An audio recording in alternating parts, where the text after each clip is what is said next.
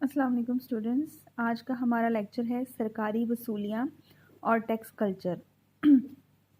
सरकारी वसूलियाँ क्या हैं?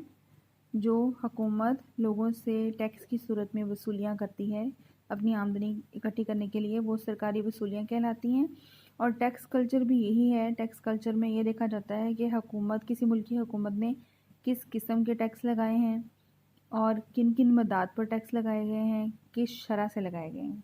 ये सारा निज़ाम जो है टैक्स का, कि कौन सा टैक्स लगा है, किन चीज़ों पर लगा है, कितनी शरह से लगा है, वो टैक्स कल्चर कहलाता है। तो हुकूमती शुबा की वसूलियाँ क्या होती हैं कि हुकूमत अपनी आमदनी जिन मुख्तलिफ ज़राए से हासिल करती है, इन्हें दो हिस्सों में तकसीम किया जाता है। पहला हिस्सा टैक्स कल्चर की बराह रास्त मुकम्मल तौर पर अक्कासी करता है, जबकि दूसरा हिस्सा बिल वास्ता या जुज़वी तौर पर टैक्स कल्चर का इजहार करता है। तो पहला हिस्सा है टैक्स वसूलियाँ, यानी महसूलात भी उसको कहते हैं टैक्स को, टैक्स वसूलियाँ या महसूलाती वसूलियाँ। और दूसरी हैं नॉन टैक्स वसूलियाँ या गैर महसूलाती वसूलियाँ। तो आगे हमने इसकी डिटेल पढ़नी है। तो टैक्स या महसूलाती वसूलियाँ क्या होती हैं कि हुकूमत की आमदनी का सबसे अहम ज़रिया है जो है वो टैक्स हैं। ये बराह रास्त भी होते हैं और बिल वास्ता भी होते हैं। ठीक है, अब बराह रास्त टैक्स और बिल वास्ता टैक्स की डिटेल आप आगे भी पढ़ेंगे। मैं यहाँ सिर्फ इनका थोड़ा सा इंट्रोडक्शन दे देती हूँ आपको कि बराह रास्त टैक्स से मुराद ऐसा टैक्स होता है कि जिस पर लगाया जाता है जिस शख्स पर, वही इसकी अदायगी करता है। इस टैक्स को वो किसी और शख्स पर ट्रांसफ़र नहीं कर सकता। ठीक है, जैसे इनकम टैक्स हो गया, अपनी प्रॉपर्टी का टैक्स हो गया, कॉरपोरेट टैक्स हो गया। लेकिन बिल वास्ता टैक्स जो है वो जिस शख्स पर लगाया जाता है वो इसे अदा नहीं करता, बल्कि वो किसी दूसरे पर ट्रांसफ़र कर देता है। ठीक है, इसमें दरामदी और बरामदी महसूलात आ जाते हैं, सेल टैक्स आ जाता है।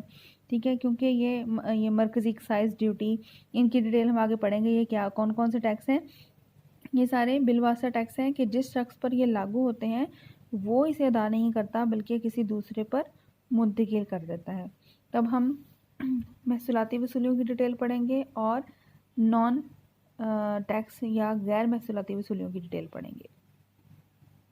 इसमें है सबसे पहले दरामदी और बरामदी महसूलात। दरामदात क्या होती हैं? जो चीज़ें हम दूसरे ममालिक से अपने ममालिक में मंगवाते हैं, जो हम दूसरे ममालिक से ख़रीदते हैं चीज़ें, वो दरामदात कहलाती हैं। और जो हम दूसरे ममालिक को फ़रोख्त करते हैं वो अशिया बरामदात कहलाती हैं। तो दरामदी और बरामदी महसूलात जो हैं ये हुकूमत दरामद होने वाली अशिया पर लगाती है, और बरामदी महसूलात जो हैं वो बरामद होने वाली अशिया पर लगाए जाते हैं। तो महसूलात जो हैं वो अशिया की मालियत या मिकदार के अतबार से लगाए जाते हैं, यानी कि या तो उनकी कीमत पर या फिर वज़न के अतबार से या क्वांटिटी के अतबार से। तो जिन अशिया पर वज़न के लिहाज से महसूलात आयद होते हैं, इनमें चाय, तंबाकू, छालिया, मसनूई धागा, सैनमा फिल्म और चीनी शामिल हैं। इसके अलावा जितनी भी चीज़ें दरामद होती हैं या बरामद होती हैं उन पर मालियत के अतबार से टैक्स लगाया जाता है। जहाँ तक गैर ज़रूरी अशिया और ताशियात का ताल्लुक़ है, इन पर भारी कस्टम ड्यूटी लगाई जाती है। दरामदी और बरामदी महसूलात को इंग्लिश में कस्टम ड्यूटी कहा जाता है।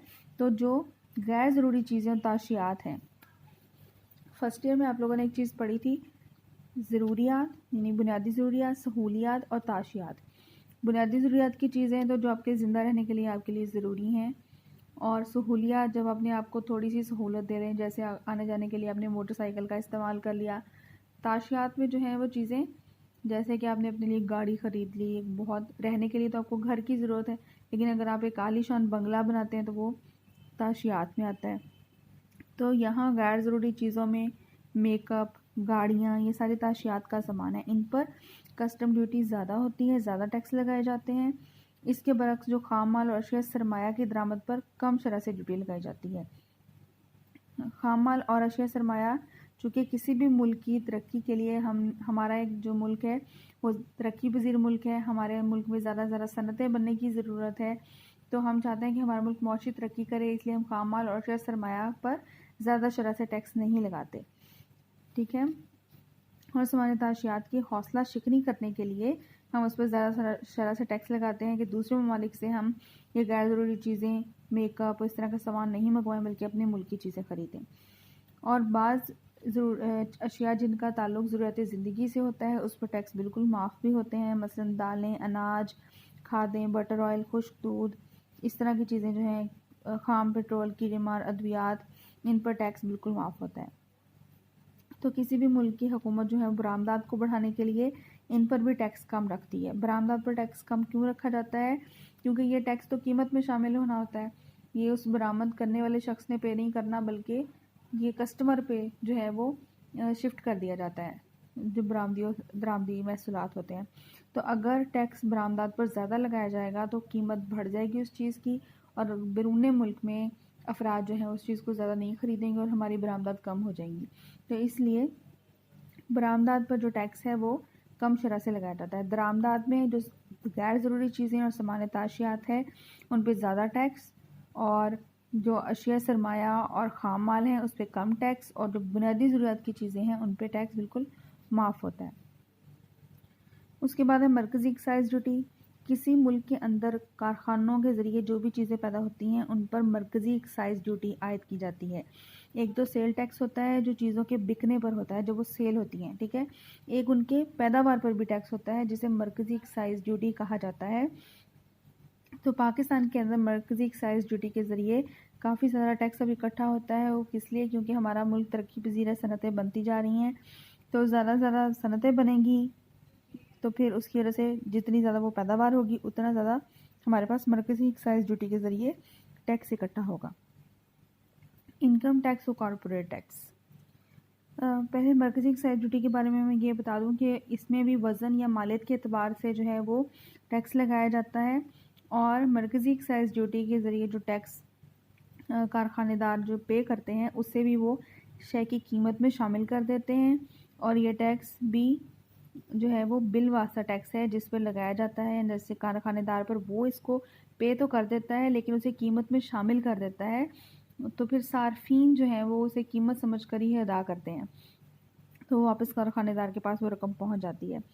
इनकम टैक्स और कॉर्पोरेट टैक्स क्या होता है? ये बराह रास्त टैक्स है, जिस शख्स पर लागू होगा वही इसकी अदायगी करेगा। इनकम टैक्स जो है किसी शख्स की आमदनी जब एक मखसूस हद से ज़ायद हो जाती है तो उस पर यह टैक्स आयद किया जाता है। हर मुल्क की यह मखसूस हद जो है वो मुख्तलिफ होती है। किसी मुल्क जैसे पाकिस्तान में 5 लाख तक पहले तो छूट थी कि जिसकी सालाना आमदनी 5 लाख से ज़्यादा होगी उस पर फिर टैक्स आयद होगा, इनकम टैक्स, और इसकी शरह मुस्तज़ायद होती है। मुस्तज़ायद से मुराद क्या है कि जैसे जैसे आमदनी बढ़ती जाएगी टैक्स की शरह भी बढ़ती जाएगी। जैसे जिसकी आमदनी 10 लाख रुपए हो उस पर 5% टैक्स, जिसकी आमदनी फिर 20 लाख हो गई, 10 लाख से ऊपर यानी 11 लाख से 20 लाख तक 15% हो गया। फिर जैसे जैसे आमदनी बढ़ती जाएगी इनकम टैक्स की शरह भी बढ़ती जाएगी। इसे मुस्तज़ायद शरह से टैक्स लगाना कहते हैं, लेकिन उसकी भी एक ज़्यादा से ज़्यादा शरह होती है। अब ये तो नहीं कि किसी की आमदनी बढ़ती जा रही है तो उसे 80% टैक्स इकट्ठा किया जाए, इसकी भी एक मैक्सिमम लिमिट होती है। लेकिन ये है कि कम लेवल की इनकम पे कम शरह से टैक्स, ज़्यादा जैसे इनकम बढ़ती जाएगी टैक्स की शरह भी बढ़ती जाएगी। और कॉर्पोरेट टैक्स क्या है? ये मुश्तरका सरमाए की अंजुमन और तिजारती इदारों से कॉर्पोरेट टैक्स वसूल किया जाता है, यानी तिजारती इदारों से जो बिज़नेस वगैरह हैं उनसे जो टैक्स लिया जाता है वो कॉर्पोरेट टैक्स कहलाता है। उसके बाद है बिक्री टैक्स या सेल्स टैक्स। ये भी बिल वास्ता टैक्स है, यानी जिस पे आयद किया जाता है वो इसकी अदायगी नहीं करता बल्कि आगे दूसरों पे मुंतकिल कर देता है। तो कारखानेदार ये टैक्स जो है अशिया कीमतों में शामिल करके सार्फिन के ऊपर मुंतकिल कर देते हैं। तो ये जो सेल्स टैक्स हैं ये मरकज़ी एक्साइज़ डिपार्टमेंट इसे वसूल करता है, जो कि इनकम टैक्स जो है उसे बिक्री टैक्स को जो है वो इनकम टैक्स डिपार्टमेंट कलेक्ट करता है, और जो दरामदी बेरामदी महसूलात हैं इन टैक्सेस को मरकज़ी एक्साइज़ डिपार्टमेंट जो है वो कलेक्ट करता है। तो पाकिस्तान के अंदर कैसे होता है कि कारखानों में तैयार होने वाली जो चीज़ें हैं उन पर एक दफ़ा टैक्स जो है कारखानेदार ही अदा कर देता है गवर्नमेंट को, लेकिन उस टैक्स को अशिया की कीमतों में भी शामिल कर देता है। तो जब वो चीज़ें फ़रोख्त होती हैं सार्फिन कीमत के साथ ही वो टैक्स भी अदा कर देते हैं, तो वो वापस वो रकम कारखानेदार को मिल जाती है। उसके बाद है ज़राई टैक्स। बाज़ ममालिक में ज़राई शुबा की पैदावार से हासिल करदा आमदनी पर भी एक ख़ास हद मलकियत से ज़ायद ज़मीन की पैदावार पर ज़राई टैक्स वसूल करते हैं। यानी कि जो ज़राअत के ज़रिए अपनी आमदनी हासिल करता है तो या तो आमदनी पर टैक्स ले लिया जाता है कि उसकी भी ख़ास हद है कि अगर सालाना इतनी आमदनी है तो उस पर टैक्स, या फिर किसी के पास ज़मीन की एक हद मुकर्रर कर दी जाती है कि जैसे किसी के पास इतने एकड़ से अगर ज़ायद दराजी होगी तो उसकी पैदावार पर वो टैक्स अदा करेगा। तो सूबा पंजाब में जो है वो तुर्श फलों के बागात पर भी टैक्स लिया जाता है। उसके बाद है मुतफर्रिक टैक्स, यानी और इनके अलावा मुख्तलिफ़ किस्म के टैक्स हैं, उनमें सरचार्ज टैक्स। सरचार्ज टैक्स जो है वो एक इजाफी टैक्स होता है। जैसे हमने ये इनकम टैक्स पढ़ा कि जैसे जैसे इनकम में इजाफा होता चला जाएगा तो टैक्स की शरह भी बढ़ती चली जाती है, लेकिन ज़्यादा से ज़्यादा भी एक शरह फ़िक्स की होती है, खाद मुकर्रर की होती है कि इससे ज़्यादा टैक्स जो है वो किसी से नहीं लिया जाएगा।